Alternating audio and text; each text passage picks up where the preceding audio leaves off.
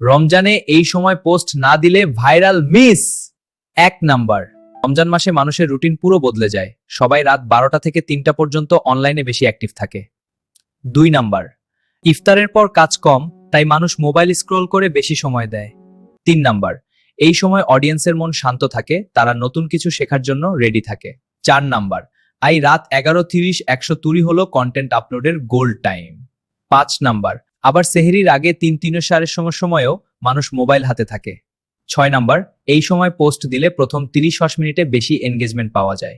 7 number, বেশি comment plus like মানে algorithm ভিডিওকে আরো বেশি মানুষের কাছে পৌঁছে দেয়।